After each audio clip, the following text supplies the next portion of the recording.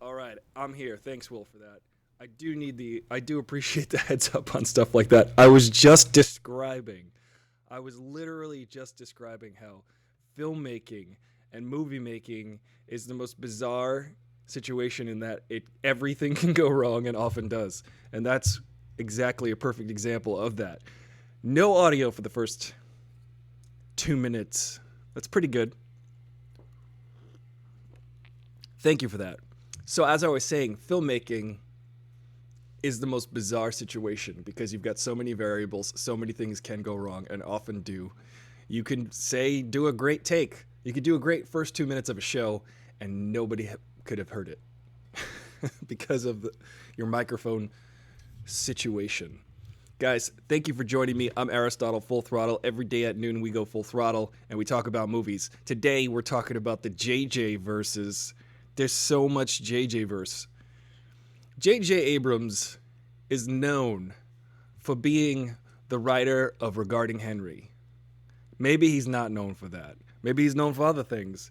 Maybe he's known for singing that song in The Force Awakens when he's like, "Oh, I know now, no, nee." That's how the song goes usually. Hello, Tatiana. Thank you. Welcome. We're just getting started here. We were talking about J.J. Abrams. And guys, if you're watching the replay, sorry about the first 2 minutes. I had no audio, but Will fixed the situation for me. He's my remote technician. He's like the spiritual Joe of the show. And if you've been watching, Jay has the unique position in cinematic history of directing 2 of each of the franchises and producing 3 of each of the franchises. So J.J. Abrams is up there. But is he that good? Is he all that good?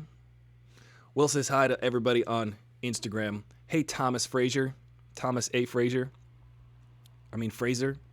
We're talking about J.J. Abrams, and he's directed 2 Star Wars movies, 2 Star Trek movies. He's produced, in total, 3 of each. So this is the guy who's uniquely qualified to maybe speak on this issue and talk about how, hey, how do you restart a movie franchise that was waning? I think he's particularly good at that, and maybe not that great at continuing or closing out or figuring that situation out.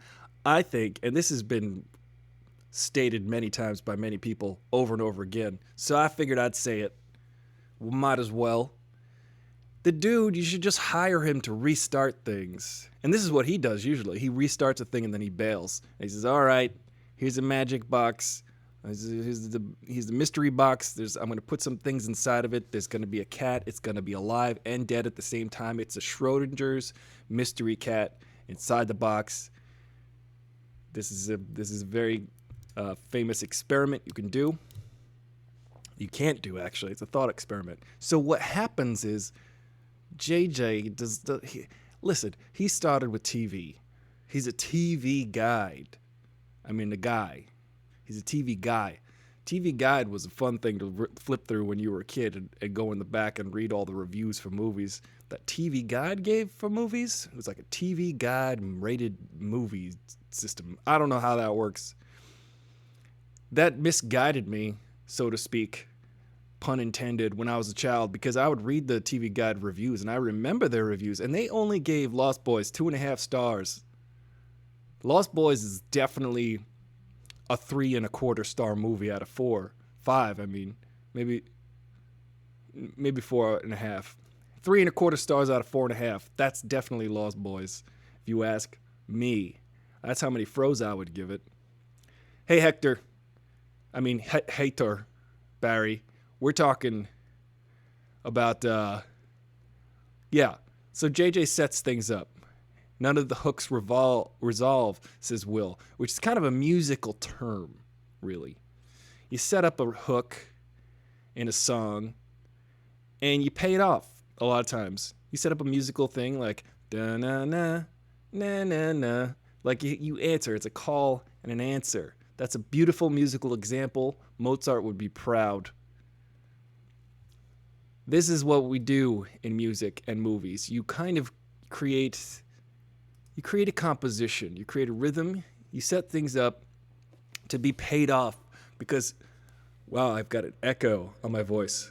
I'm in the, listen to me, I'm in the cavernous. This place is huge. All right, sorry. You set things up in a movie universe because it's not reality. You could do whatever you want. And what humans like to do is resolve situations and bring meaning to things. And movies and music and books and conversations and anecdotes are really good for this, for the human people, because human people are storytellers and we like to make sense of the world because the world makes no sense. And in order to do that, we come up with stories. We come up with stories that make sense of the world. It gives things meaning. So when we watch a movie like The Lost Boys, for instance, what did we learn? That there are just way too many vampires in Santa Clara, California, and you don't want to deal with all those vampires. Hey, Alley Cat Ray Sticks, how are you? Nice to see you. Thank you for joining us. Today we're talking about movies like we do every day at noon here on Aristotle Full Throttle. You can go over to my YouTube, AristotleFullThrottle.com, and subscribe at any point. But right now we're talking about J.J. Abrams and the Star Trek and the Star Wars movies that he's directed. He's directed 2 Star Treks, 2 Star Wars, produced 3 of each at least. And are they any good? Sorta. Kinda. The Force Awakens was enjoyable, and I think what I liked most about The Force Awakens, in retrospect, is that it was co-written by Lawrence Kasdan, the guy who wrote the screenplay for The Empire Strikes Back and co-wrote the screenplay, pretty sure, for Return of the Jedi. So that guy has his hand on the arc of Star Wars more so than a lot of people. So when J.J. Abrams was hired to restart, he was hired by Disney, guys. And why did George Lucas sell Star Wars to Disney? Is a hashtag that's trending on Twitter right now. It's because he wanted to get that green. He wanted to make that bank. No, I'm kidding. He actually donated all $4 billion that he got from Disney to charity. And he just said, well, I can't really run the Lucasfilm business anymore right now because I'm older and I want to retire. So I want to keep all of my people employed. I want to keep everyone at Lucasfilm employed, so I'm not going to blow the situation up. I'm going to upsell it. I'm going to sell it to Disney, because Disney is pretty much the gargantuan owner of all things on Earth. Hi, Tyrion Morris, K Comics, talking about J.J. Abrams today, the Star Wars movies and the Star Trek movies. The ones that J.J. Abrams specifically wrote, co-wrote, and or directed, and or produced. They're pretty good. They're okay. They're not great. Particularly, though, I think he definitely took a total nosedive and wiped out on Star Wars Episode 9, The Rise of Skywalker. I don't like it. I'll tell you that right now. And I'll tell you again tomorrow. And I'll tell you again yesterday. I don't like that movie. It's not a good movie. Because J.J. Abrams, I was saying earlier, did not start out in movies. He started out in TV. He does not speak the language of film. He doesn't. I'm sorry, guys. He's a very great TV producer and TV creator. Lost. Remember that? That was a good show. It was a good show for like the first 2 seasons, and then it kind of sucked for a while, and then it got really good. And then, he left. He actually left the show before it got really good. JJ runs around lighting fires. And he doesn't put them out. He lights fires for everyone else to put out. And I'm going to say that from the safety of my desk chair. I'm going to yell at Hollywood and shake my fist at Hollywood and say, you guys don't know what you're doing. You should listen to me. I've not shaved my neck in 3 weeks. That qualifies me to be a neckbeard. I'm overqualified. I've even got a face beard. And it's beard facé. Thank you. Did Kasdan really co-write, or did JJ just take the original script and change a few things and called it sampling? I really think that Lawrence Kasdan really co-wrote the screenplay for The Force Awakens, because Michael Arndt. He aren't working on that movie anymore. Michael Arndt was originally hired to write the screenplay, and it was very different according to rumors. It was going to be like all about the grandkids of Darth Vader and all this, and the brother and sister, and kind of, it's sort of, there's echoes of that. Now they just made them different characters, but JJ, he just likes to shake up that mystery box and make everything seem like it's going to be really cool someday. He likes to plant the seed, but he doesn't let the seed grow into a plant, and he doesn't let us, to quote the 40-year-old version, F the plant. You guys remember that movie? That's a funny movie. Let's get some French toast. Very funny movie. I say that every time I get French toast, because she is hilarious. You guys, Star Wars.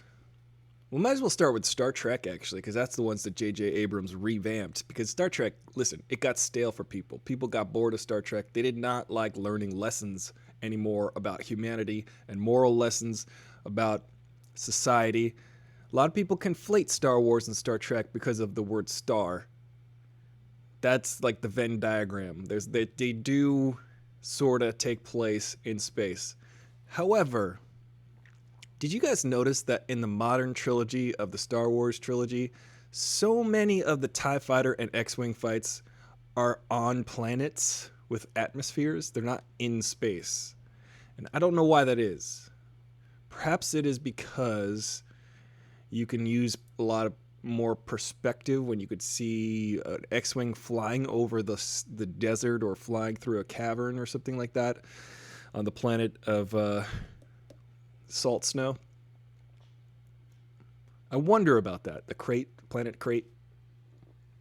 I wonder why JJ opted for always just flying these ships around landscapes when it's Star Wars. And it was always interesting that these battles took place in space, or at least a lot of the battles did. I feel like a lot of the battles didn't take place in space at all. Weird, right? Especially in a movie called Space Wars. Why wouldn't they do that? Never started Lost, only watched a little of Alias, which was solid. I did, on the other hand, watch all of Fringe last year. Is this Will says. Cool. Lost is awesome. I started watching Fringe. Did you know J.J. Abrams is playing the piano and wrote the theme song for Fringe? That's his piano playing. He's a good pianist.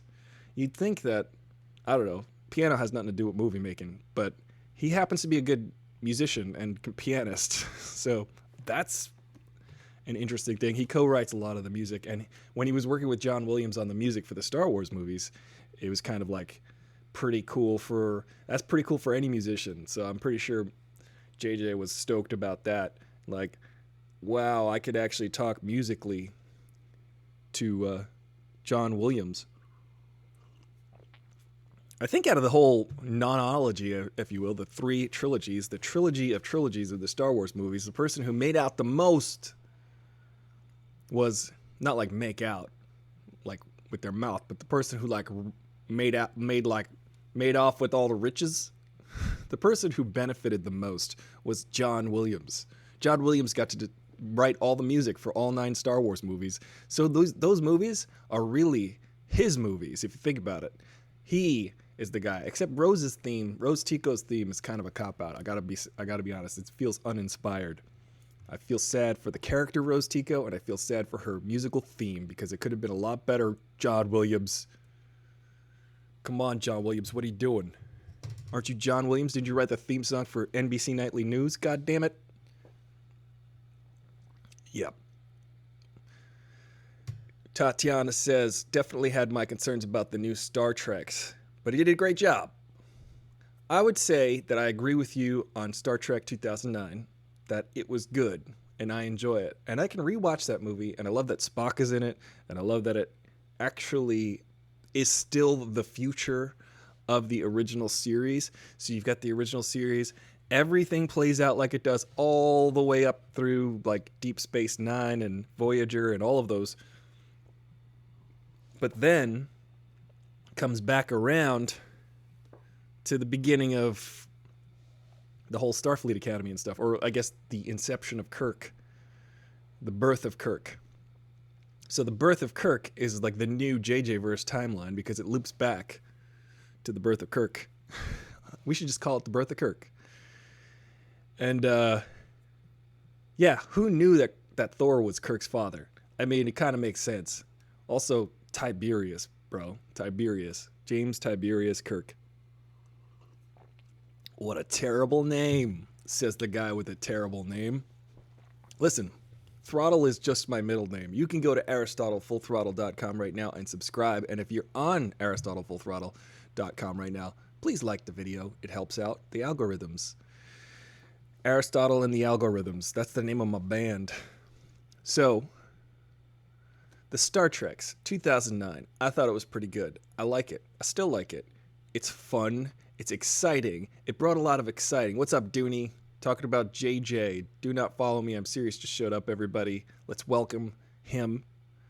He announced yesterday that he is a man, or a guy, or a boy.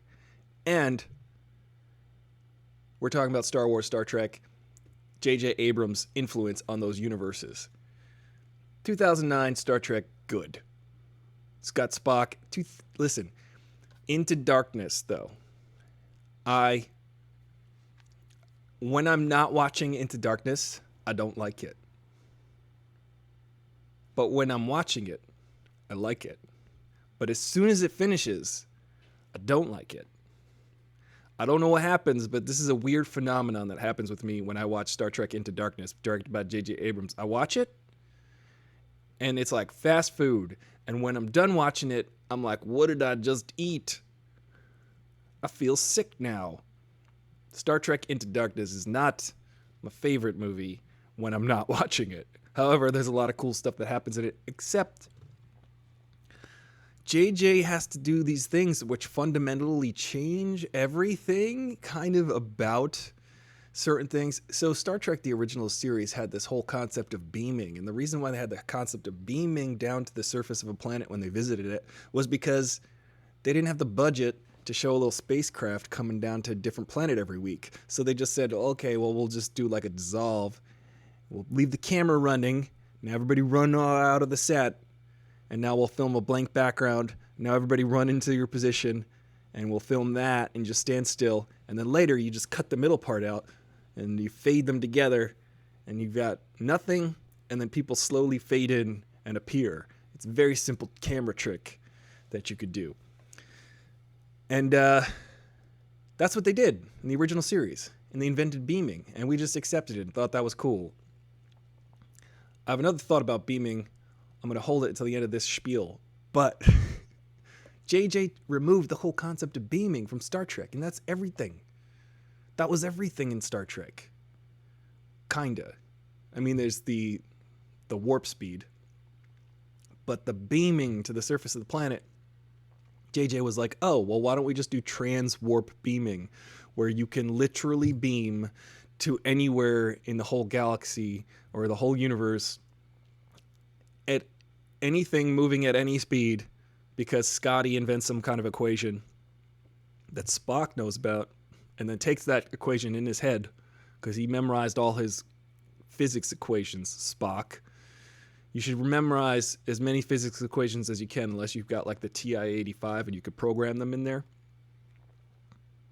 So it's like, well, then who came up with the actual transwarp beaming equation? Did Scotty come up with it, or did Spock? How did it make its way back? Or you could say it's a parallel universe, and Spock just brought it into this universe where Scotty was going to come up with it anyway. Well, now what do we do? Why do we need a starship? What does God need with a starship?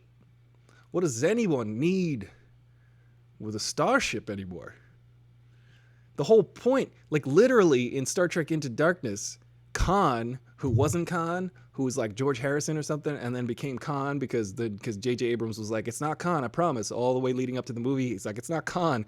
And in the movie, there's like this big dramatic reveal. He's like, my name is Khan. And like it's like this big dramatic reveal from Cucumber Batch, Eggs Benedict Cucumber Batch, and you're like, why Is this important? And he's like, my name is Khan. And you're like, okay, why the long face? Benedict Cumberbatch. There's no point, because literally Khan transwarp beams or beams from Earth to planet Klingon, to the Klingon planet.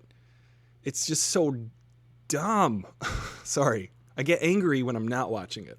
But when I'm watching it, I get caught up in it. I'm like, oh no, now he's flying, and now he killed everybody at Starfleet headquarters, and even RoboCop is dead, and now he's gonna disappear and go over to the other planet. Like, you don't even need a starship anymore. And they realize that in Star Trek Into Darkness. They realize that you don't need a starship anymore, so they just keep the whole transport beaming equation secret. It's a dumb plot point. It's a dumb story point that they go, listen, guys, we got to keep up the ruse that we need starships, and we need to spend all of this money building starships on the surface of the planet. I'm going to go off now. Star Trek, when little baby Kirk looks over at the Starship Enterprise being built on the surface of the planet, it's actually canon that the starships are built in space, in like a space dock. They're built in space because, guys, I get so angry at this. Star Trek has always been about actual physics. How do you move an awkwardly shaped, gigantic vessel from the surface of a planet into space?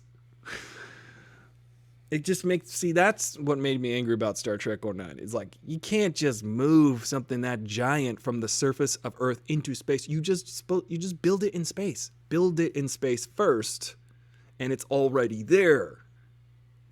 That makes me mad when people like J.J. Abrams, who don't have a good relationship with science, make a science fiction movie. It makes me mad. It's like Roland Emmerich. It's like Michael Bay. They don't have a full grasp of how dumb that looks to anybody who has any kind of like logical mind and who specifically wants to see a science fiction portrayal. You go to the movies to see a science fiction portrayal, and then you're like, why are they building a starship on the surface of a planet when they should just build it in orbit? Because that makes like actual sense. And I guess it just doesn't look as cool to J.J. Abrams because he can't imagine that. He wants some kid to see a starship being built on the surface of the Earth. All right, let me catch up with some of these comments. My other thought on beaming, by the way, it's very brief. In the MCU, they introduced beaming in Avengers Infinity War. They just introduced, there's beaming. And we just accept it, and we move on. We don't even think twice about it. But there's beaming. There's tractor beams, and then there's beaming. So why are they tractor beaming Spider-Man and all that? And then like Ebony Maw just beams to the surface of the planet in the beginning of Infinity War within the first 20 minutes. You're like, wait a minute. There's beaming? They all beam to the surface in the end of Infinity War, and you're like, all right, there's beaming. Nobody told me about the beaming. We're just beaming now? All right. Are they beaming in that using the Space Stone?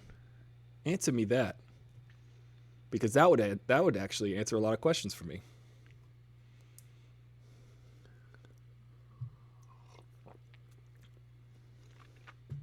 Will says, almost lost the Kid Kirk scene in the trailer. Yeah, it almost lost me. I did like the sabotage chase scene. I did like that establishment of Kirk as a character, as a kid, just being like, just a pain. And I could imagine him being that way. I always like the Kobayashi Maru test. That's always fun. Side question, asks Dooney. Do you know what the anti-life equation is? Yeah, it's called coronavirus, bro. Stay indoors. Wash your hands. Wear your mask. Put your effing mask on your effing face. Cover your nose. Under your chin. From the top of your nose to under your chin. That's how the mask wears. Yeah. Star Trek 09 was focused on flipping things as The Last Jedi was. Kinda. I could sort of see that. So imagine this. Ryan Johnson is the world's biggest Star Trek fan, and he made The Last Jedi as a counterpoint to JJ's Star Trek '09 and Into Darkness. Interesting. That's pretty funny, Will. With all this remixing, I'm starting to wonder if J.J. Abrams is constantly rearranging the future in his house during isolation. Yes, Tatiana, I can imagine. He probably starts a project and doesn't finish it. He builds the frame of the couch, but does not put the cushions in there. So it's very uncomfortable to sit on for anyone else. He just assumes he's going to chop the onion and then leave the kitchen. He's not going to make that dinner. I mean, he's going to chop the garlic and the onion and be like, my job here is done. It's going to taste delicious because I like garlic and I like onion. And wouldn't it be cool if there were cloves involved? See you later. I'm J.J. Abrams. That's like basically J.J. Abrams. What I imagine is cheese. Lots of cheese and delicious cheese. And maybe French fries? What do you think about that, everybody? J.J. Abrams. That's going to be dinner. Wait, what? Just French fries and cheese? Where the main course at, JJ? You're leaving us high and dry, Mr. Abrams. So he does this Star Trek Into Darkness, and I gotta tell you, I don't like it when I'm not watching it. It's a weird situation. I don't think it's good. However, there are some cool things that happen in that movie. For instance, when Spock is fighting Khan. Now that's a match because they're both like the smartest guys. So Spock does two dope tricks to Khan that are like Spock staples. He does the Vulcan neck pinch to Khan, and then Khan's like, no, you don't. And then he grabs his hand. So it's like, uh-oh, Khan is invulnerable to the Vulcan neck pinch because he's just like doing some kind of like resistance because Khan is very strong-willed, very strong-minded. So he overcame Spock's Vulcan neck pinch. And then during that fight scene that's like very fast-paced on the back of a truck because it's just it's a J.J. Bay movie. It's interesting because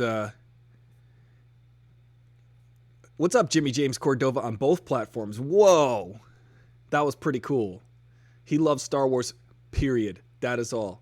I love Star Wars, period. That is all. Look, see, I got the Starfighter. The other thing that Khan does, today we're talking about Star Trek versus Star Wars, but not necessarily the franchises themselves, just the JJ-verse ones. The two JJ-verse movies that he directed in the Star Treks and the two JJ-verses that he directed in the Star Wars. And which was he better suited for to begin with? But the other part of the fight scene at the end of Star Trek Into Darkness between Khan and Spock was the cool part where Khan's like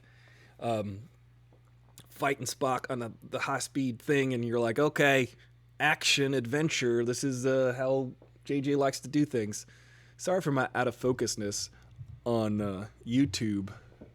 There's a situation where, hang on a second. I was just getting to the cool part. My camera does not like to focus. So let me see if I can do this. I'm going to turn off the autofocus. I'm going to make a face while I do it. There you go.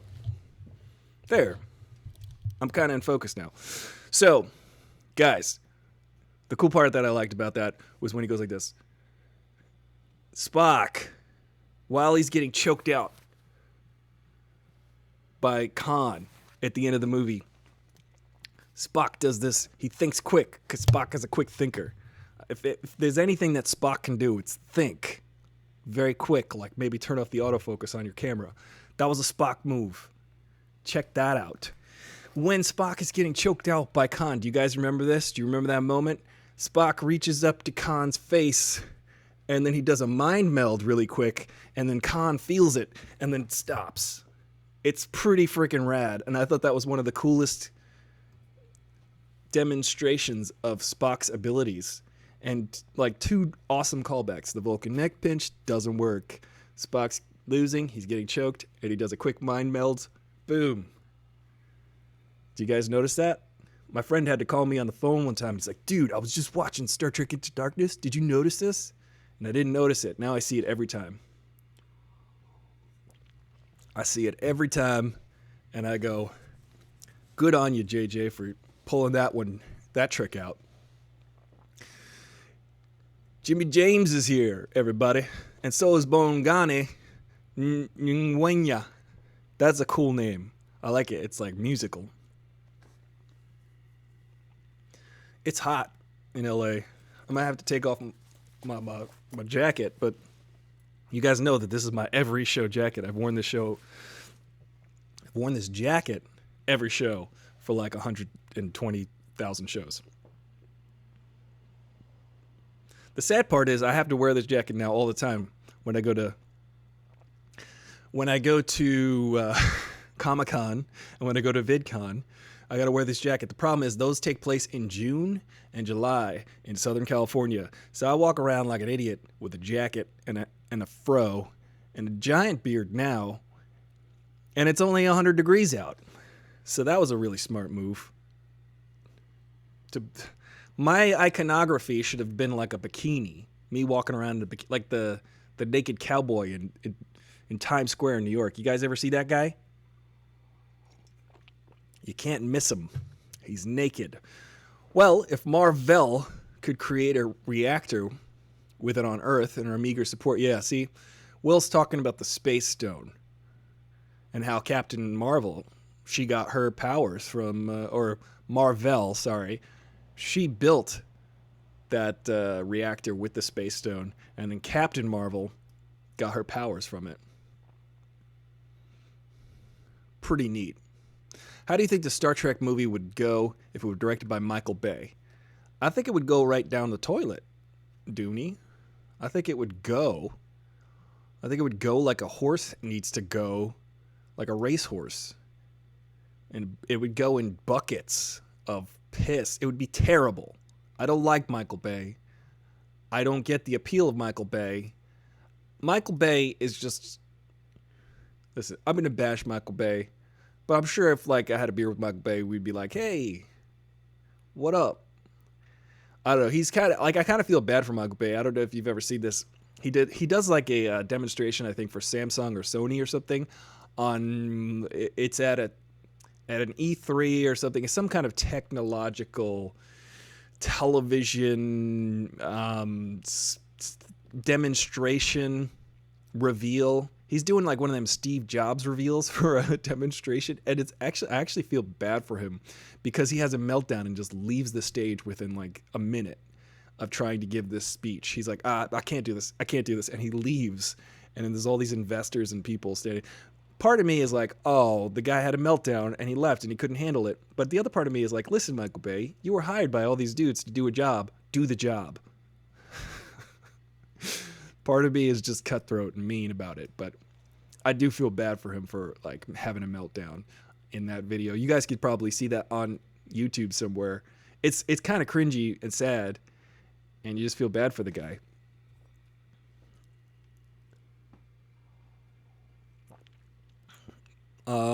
Will says, what if you swap the jacket for a black band collar dress shirt? That's a good idea. Maybe like one of them tuxedo shirts. That would be much better, I think. Much more classy. And, you know, I like class. I like to class it up. That's what we do here.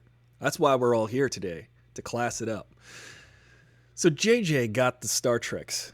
He got the Star Treks revamped. He revamped it, injected new life into it, fundamentally changed it by removing the whole idea of having to beam anywhere, or even needing a starship when the whole point of Star Trek is the iconography of that starship, of the Enterprise 1701-14,000. I don't know how many starships we've been through, but pretty much in every movie they got destroyed, except in the trilogy of the Star Treks. Star Treks 2, 3, and 4, that is. Two of those movies, well, they destroy the Enterprise in 3, and then they take a bird of prey. They take the Klingon ship, and they're basically flying the bird of prey throughout all of Star Trek 4, The Voyage Home. And then the end, there's that payoff of, look, we're building a new Starship Enterprise in space, in orbit. in a space dock, because that's how you build a starship, because that's kind of, sort of, maybe a little bit based in science, which we should all have a good relationship with lately, ladies and gentlemen. We should learn more about germ theory, how germs spread, and I think we all have been learning about that, and we all have been washing our hands and wearing our masks properly. I know that Kelsey makes masks, but I don't know if you guys need any masks, or you could use a scarf, apparently. You could use a garbage bag. You can, like, what I suggest to some of the people out there that aren't really following the rules is maybe put like a plastic bag over their head and then put tape around their neck really tightly. Just to the people who aren't really listening to the situation, or aren't looking out for their fellow human being, because it's important that we do right now. It's one of those times on Earth where we're all required to do something because it can directly benefit the survival of people that you know and love. So try it. Try it on for size. If not, put a bag over your head. Will, if you I could do that. Yes. Tatiana, if Bay did Star Trek. See, that's the thing. Like, getting back to Do Not Follow Me, I'm Serious's question, Dooney, as it were, I'm going to get back to that question. If Michael Bay directed Star Trek, I agree with Will. There'd be more explosions. There would definitely be lots more explosions. However, there would be even more explosions, and probably the objectification of women, and also any kind of minority characters would not be fully fleshed out characters. They would just be peripheral.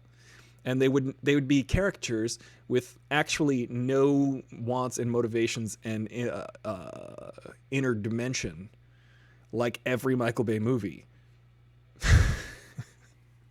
If you watch Transformers again, directed by Michael Bay, and I will never watch it again. I was fool me once, shame on you. Fool me twice, you can't get fooled again. That's a direct quote from one of our greatest presidents, George W. Bush. I will never watch Transformers again. And here's why. The problem is there's no reason for the subplot of Anthony Anderson and the reporter woman. There's no reason for that. The pretty blonde lady, who is nothing more to Michael Bay than a pretty blonde lady who is a reporter, is literally teaming up with Anthony Anderson's character, and then who Anthony Anderson happens to be a black man. And the whole time we're watching, and this is what I specifically remember, we're watching the Transformers invade the planet, start to do all of this stuff, take over the and then there's like this war going on between the Transformers, and then there's this B plot or C plot or D plot, or I don't even know what plot, but the pretty reporter lady and the black man, now I'm saying these as if I am Michael Bay, and this is how Michael Bay views things. This is like the Michael Bay lens. The two of them have literally no importance to the story or the plot, because they're slowly finding out that the Earth is being invaded by robots from outer space, and that they have a secret like, they're slowly finding this out while we're watching it happen. So as an audience member, we're all watching these things unfold, and then we're watching these two people slowly figure it out. It makes no sense to the telling of that story. It makes absolutely no sense.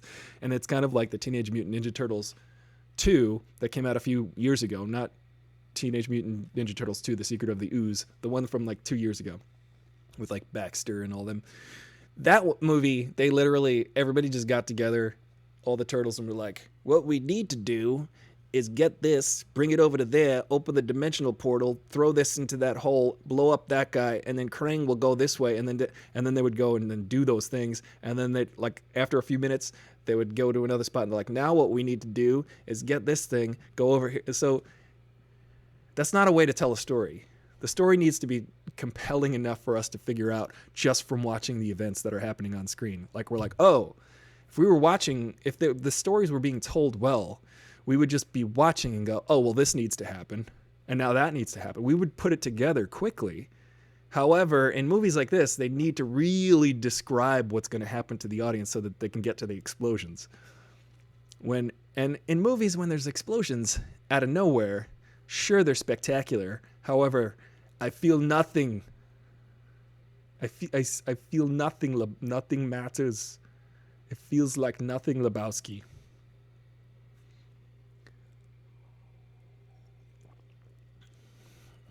Yeah. Talking about Michael Bay as if he were to direct a Star Trek movie. So the whole point of Star Trek, and I'd say that JJ is half of Michael Bay. JJ is definitely half Michael Bay. And yeah, Michael Bay lens is like, it's very. And if you look at any Michael Bay movie that features any sort of conventionally attractive woman or any type of person who happens to be of the minority, they're never fully fleshed out characters. They're just caricatures. They're impressions of people. Anthony Anderson, I don't remember doing anything but kind of screaming a lot and being scared. And the reporter lady was like, I am going to get to the bottom of this. And it was like, no need, folks. If we cut your story out of this movie, we still get what's going on. There's no reason for you guys to be here. But Michael Bay thought, oh, wait. I don't know if Michael Bay thought. Michael Bay thought is probably an oxymoron. But guys, this is a very lively discussion. I'm enjoying it. But when JJ came back around to revamp the Star Wars movies, I thought, hey, this is going to not be that great, but it'll start out great, and then hopefully they'll hand it over to a superior film director, because JJ, you guys remember, is a good TV director and maybe not so much a good film director. And he doesn't speak the language of film as well as someone like Rian Johnson, for instance, for The Last Jedi. I know there's a lot of controversy. A lot of people don't like The Last Jedi. I happen to like The Last Jedi. I think it's a good movie. If you were to watch The Last Jedi in a vacuum, then you might be like, this movie's pretty good. But if you watched it in the sequence of all those Star Wars movies, you might be like, oh, I don't like this because it didn't go where I wanted it to go. Yes, Tyrese Gibson in the Transformers movies. Yeah, he's a cool guy in those movies. I don't know. To be fair, Michael Bay doesn't really understand characters in general. So all of his characters are very one-dimensional. However, he tends to have stereotypical characters who are like stereotypically a certain way. Like the two jive-talking Transformers in Transformers 2 that I've only heard of because I've never seen it and I've watched clips of this. There are two like slinging Transformers in Transformers 2 that are very cringeworthy in in how they talk, and you're just like, really, Michael Bay? Like, you thought this was cool? You thought this was all right? All right, okay, Michael Bay, I see you. To quote Deadpool, this is Will speaking. To quote Deadpool, well, that's just lazy writing, and I haven't seen Ninja Turtles 2 except in the animated joined the universes. Yeah, Teenage Mutant, the animated one that joined the universes. Interesting. I don't know about that. I do remember the steep drop off of the Turtles movies, the original Turtles movies. Teenage Mutant Ninja Turtles in 1989, 1990. That movie is good. I just rewatched it the other day, and like a month ago. And it's good. It's still really good. I enjoyed it. It's got Sam Rockwell in it. He makes like a little Easter egg. He says, that's at the east end of Lairdman Island. That's a little Easter egg in Teenage Mutant Ninja Turtles because east end of Lairdman Island, the guys who created Teenage Mutant Ninja Turtles, I can't even say it, Teenage Mutant Ninja Turtles, were Eastman and Laird. Eastman, Laird. The east end of Lairdman Island. That's like definitely an Easter egg that I figured out when I was a kid. I was like, oh, Eastman and Laird.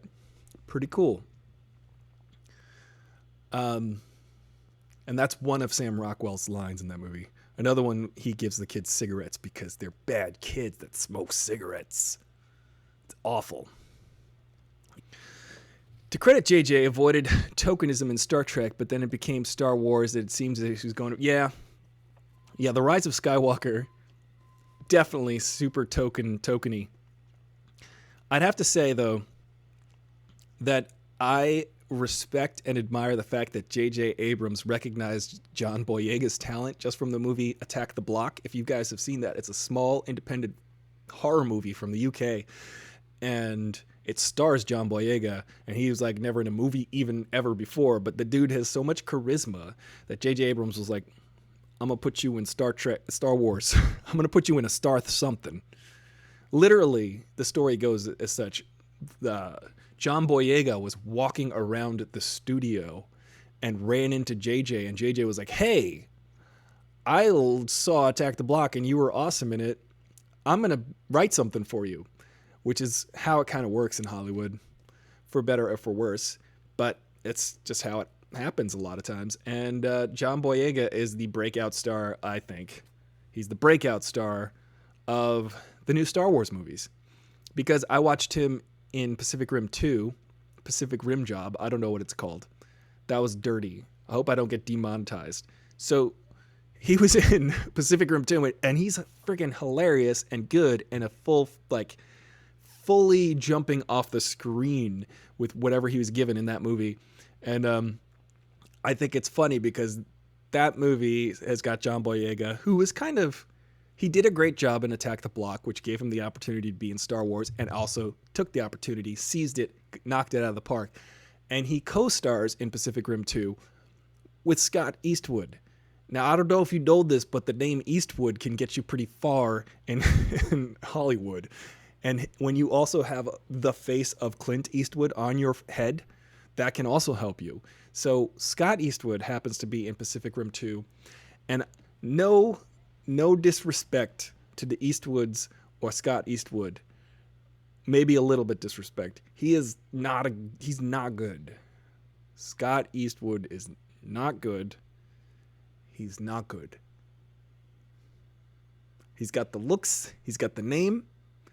He's in Pacific Rim 2. If you watch that movie, you'll see John Boyega being live and present and excited and real and funny and using his surroundings and using the other people in the scene and playing off of them. And Scott Eastwood is like, I'm a block of wood. My name's Scott Eastwood. And I sure do live up to my name because I'm a block of wood. I'm just going to make fun of Scott Eastwood. I'm sure he's great at other things like something. I'm sure he's great at solitaire. I bet you he'll kick your ass at Dungeons and Dragons. He just doesn't have... maybe he'll get good. Who knows? He'll get good one day. Let's hope for it. Dooney says, maybe it's because I can't admit that the Transformers suck, but I thought that the twin Transformers, Skids and Mudflap, were great comedic relief. Well, Dooney, I gotta say, I haven't seen the movie, so I cannot give you an opinion on that officially. However, from what I've seen, I think he could have done better. I think we could have all done better. And to quote Billy Madison, in fact, everyone in this room is now dumber from having watched that movie. What's up, Stephanie Walsh? Long time no see. How's NYC? How are you? We're talking today about J.J. Abrams, the JJ-verse, the Star Trek movies that he directed, and the Star Wars movies that he directed. This is Aristotle Full Throttle. We do this every day at noon. We talk about movies Monday through Friday, and we have a fun time making fun of Scott Eastwood because he's terrible. Yeah. Well, there's different times. We look at movies from the olden days and we say, hey, is that Mickey Rooney in Breakfast at Tiffany's playing a Japanese guy or an Asian guy? Like, what is going on here? That's Mickey Rooney. And Rooney is traditionally an Irish name. So perhaps the casting there wasn't the best. Perhaps the choice of character wasn't fully thought out. It's more of the thing about certain characters in movies is this a character that is compelling, who has their own hopes and dreams and thoughts and wishes, and their destiny is ahead of them because character is destiny? Is this person someone we can relate to, or is this person who we're just someone we're looking at and laughing at because that's our idea of a person, and not someone who is identifiable? I think that's an important question to ask sometimes. I think it's funny to have comic relief, but it's important that every character in your story, every character in every movie, have their own goals and their own arc. Every character, every good movie has this. If you notice this, any ensemble cast, any series of movies, any really good movie, even the side characters, even the smallest characters have a goal and accomplish it. Every good movie. You name the movie and I'll tell you. For instance, Back to the Future. Great movie. What are the character goals? Every single person in that movie has a character goal. You got Doc Brown. He wants to, see what happens in the future. Eventually, he wants to reconcile with his own destiny. Same thing. Marty wants to get back to the future. His dad wants to take his mom to the dance. He wants to defeat the bully. And the people who lose, like Biff, they deserve it because he's a jerk. Biff is a jerk. Will says the racist Transformers are the Jar Jar Binks of that film franchise. Yeah, Jar Jar Binks. Jar Jar Binks is also the trade commission. What was the? Remember there's a lot of weird, racially insensitive stuff in the Phantom Menace, like Watto. Not great. What are you talking about? Ghostbusters, what do you want? My friend made a picture of that, of Janine Mertz from Ghostbusters holding up the phone. But it's Watto's face, and it says, Ghostbusters, what do you want? Because, sometimes you got to go all the way for a pun. I'm glad that we can come to an agreement on that. Do not follow me, I'm serious. I'm sure there are some superficial, humorous aspects to it, but I was just watching an analysis of Transformers last night, and I forget her name, but she's really, really good, and you should Google her.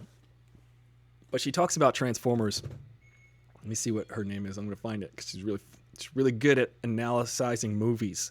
And she said, it's really funny because my friend told me that that Bumblebee pees on John Turturro in Transformers, and she had no memory of that. She's like, I have no memory of this. Oh, I fell asleep watching YouTube last night, and there are like 10 last week tonights in a row in my viewing history. So I guess I watched those in my sleep. Yeah, her name is Lindsay Ellis. Look her up. She's very good. She's very good at analyzing movies. And she says, why is it so hard to remember what happens in Transformers? That's the name of the video I watched. And she has a really great reason why. We can't remember a single plot thing that happens. I remember Shia LaBeouf screaming. I remember that there was his parents. And I remember Bumblebee. And I remember Megan Fox and lots of shots of her leaning over, fixing an engine during the sunset. And I was like, this looks like kind of this looks like we're shooting a pinup calendar, but this is a movie that I'm watching. It was very strange. But Megan Fox. Thumbs up to Megan Fox. Annie Potts, low-key childhood crush. Yeah, Annie Potts, she's great. She's one of the designing women. One of the other designing women who was in Watchmen? She is incredible. She was great. I'm just going on tangents right now, but I think that JJ, to wrap things up, the Star Wars movies could have gotten great. They could have gotten better. I think it was a good start with The Force Awakens, and it could have gotten really great. I think The Last Jedi is good. A lot of people don't like it, but I think it's a good movie. And they brought JJ back to do Star Wars Episode 9, and he just nosedive, and it's lame, and I don't like it. And I think that JJ fundamentally does not understand or speak the language of film so much as has good ideas to perhaps give to other people, which makes him a great producer. He should be a great producer. And he starts good TV shows. He restarts franchises like Star Trek, Star Wars. And guess what? Next up, he's restarting the whole Justice League situation, all the Warner Brothers characters. He's got the reins to that now, because people for some reason go, hey, JJ, when we bring you in to revamp a thing, it makes lots of money. But then, of course, everyone gets angry with you after it goes nowhere. I think when Damon Lindelof, one of his writing partners and the person who took over Lost writing, one of the co-head writers of Lost, learned from his mistakes in screenwriting, of course, in Prometheus, and realized he should stick to TV, and he wrote the series Watchmen, the season of Watchmen, which is incredible, guys. Watch The Watchmen.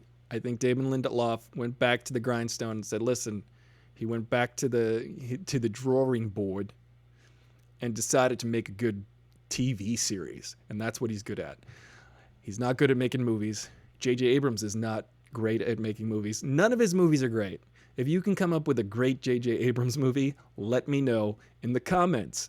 Go over to AristotleFullThrottle.com, and remember, once I reach 10,000 subscribers, you can win a PS5. I'm having a giveaway, 10,000 subscribers, so go over there to subscribe, AristotleFullThrottle.com. Every day here at noon on Instagram and on YouTube, and hopefully soon on Twitch and Facebook Live. I'm Aristotle Full Throttle, your bro in the know with the fro, and I'll see you guys on Instagram tomorrow. Jump over to AristotleFullThrottle.com. See ya. Hey guys, they're gone. We got our own little club over here on YouTube. But basically, those are my thoughts on J.J. Abrams. I don't think he's a great producer. We should keep him there. He's a great ideas guy, or at least he knows some cool things that are great. Gene Smart, yes. Gene Smart is fantastic. Pardon me. But J.J. Abrams needs to get back to doing his producing and starting TV series and working on TV series, because his movies, none of them are good. I can't think of a good movie that J.J. Abrams directed. He did write Regarding Henry, and I did like that movie. I actually was a fan of that movie as a kid. Yeah, James Gunn is doing Suicide Squad.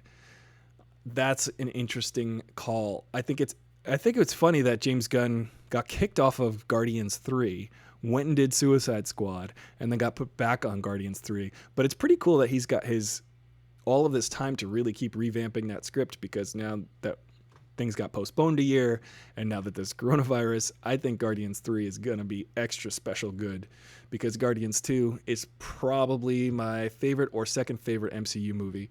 Guardians 2. I like Guardians 2 better than Guardians 1. Maybe we'll talk about that tomorrow. Maybe, I don't know. Ensembles. How do they work? The MCU. The Avengers, the Guardians of the Galaxy. I love that the Avengers and the Guardians of the Galaxy movies actually do live up to their title. The Guardians of the Galaxy truly are gardening the galaxy. And the Avengers are avenging. Everybody in Infinity War has somebody to avenge. It's pretty neat. Age of Ultron, they avenge. It doesn't get away from them that it's called Avengers. They don't just go on random things. They actually do some avenging. It's pretty neat. Super 8, Will, I'm there with you. I liked it. Didn't love it. I feel like it copped out in the third act. It had fun, but it felt like The beats and the shots are very Spielberg influenced. And I just watched for the first time the movie Sugarland Express, which was one of Spielberg's first movies. Forget if it's his first. It might be his actual first cinematic release after Duel. But Sugarland Express, you can see a lot of the seeds of Spielberg's mind in that movie. There's some shots that are just these great tracking shots that are all have to be well timed and worked out. And that's the thing I love about a Spielberg movie and also a Robert Zemeckis movie, because Robert Zemeckis takes a lot of pages out of the Spiel book, and he spiels some pages out of the Spiel book. It's pretty good. It's pretty good. Sugarland Express. It's got Jerry from Real Genius in it, and you know, there are just as many decaffeinated brands out there that are just as good as the real thing, Jerry. 10 Cloverfield Lane, I liked. I like J.J. Abrams as a producer. I like J.J. Abrams as a TV creator. I even like the musical choices he has and his musical taste. However, J.J. does not speak the language of film. I think he speaks the language of ideas and producing film. I think people who are out there who are still speaking the language of film are like Martin Scorsese. And of course I say that. Yeah, of course you say Martin Scorsese, you dumb hipster. No, I'm a neckbeard. I'm growing a full-on neckbeard. I'm qualified to say this. I think that you've got people like Christopher Nolan. He creates big concepts and he pays them off. Except when he does Interstellar and just steals the last 10 minutes of 2001: A Space Odyssey and makes that the end of his movie. Except with a little bit of an epilogue of Matthew McConaughey coming back to Earth. But that's all there is to it today, guys. I do appreciate the lively discussion because we could talk about this stuff all day. JJ and all them doing what they do. Block Eastwood, Michael Bay. He ain't no Michael B-A-E. Oh, yeah, DC movies. Tomorrow, Bongani, we're going to talk about the DC movies, the DC comic movies. Thank you for calling it. That'll be it for today, but you called it. Tomorrow, we're talking about DC, and if I forget, remind me. I won't forget. I'll remember. But J.J. Abrams also directed Mission Impossible 3, which I did not think was great, but I also am biased against, and I'm going to say what Alan Arkin called him, Seymour Philip Hoffman. When Seymour Philip Hoffman won an Oscar, he was announced as Seymour Philip Hoffman, and I will forever call him that. Listen, I was never a big fan of Seymour Philip Hoffman. I think he's good. I think he's capable. I just never identified with why people think he's such a genius. I think what he did that was smart is just lay low personally. People didn't know him personally. They just saw his characters on screen so they could apply anything they wanted to him and identify with him. However, you know, when there's someone whose like sort of personal life is also as famous as their on-screen life, we conflate the two. But with Seymour Philip Hoffman, it was hard to do that because he would just sort of be in a movie and he'd just talk like this in every movie and just be very like, just not really move his mouth much, and just, you never really knew what he was thinking, so that we maybe thought that he was thinking more than he was. I wasn't impressed with him, but you know, people were always shocked by that. Maybe one day it'll dawn on me that he was the greatest actor who ever lived, but day hasn't come yet. Sorry. People who I think are great: Meryl Streep, Tilda Swinton. These people are great. Some incredible actors out there. But yeah. Snyderverse. Ooh, yeah. Tomorrow, Snyderverse, DC. What went wrong? What were the things that we could have done better? We should really look into that. Listen, Snyder, not very far off from JJ. However, Snyder has a little bit more of a visual appeal and style JJ keeps moving that camera and shaking the camera magazine. He'll like have someone hitting the camera, so there's always like this motion-free COVID-19 test tomorrow. If you're available to do this, you could probably sign up in your area to get a coronavirus test, and it's just good to get one anyway, because guess what? They're gathering data and able to track it. So if I'm likely negative, so I'll go and get tested, but when I go tomorrow, I'm also going to inquire about the antibody test. Guys, get tested, have them collect data on you. They can help track the situation. They can help figure it out. I'm going to get tested. I'm going to give them my information, let them know where I live, and they'll have more of an idea, more of a handle on the spread and where it's getting to and where it's not. But I've been Aristotle, Full Throttle, your bro in the know with the fro. And I'll see you tomorrow, guys. Thank you.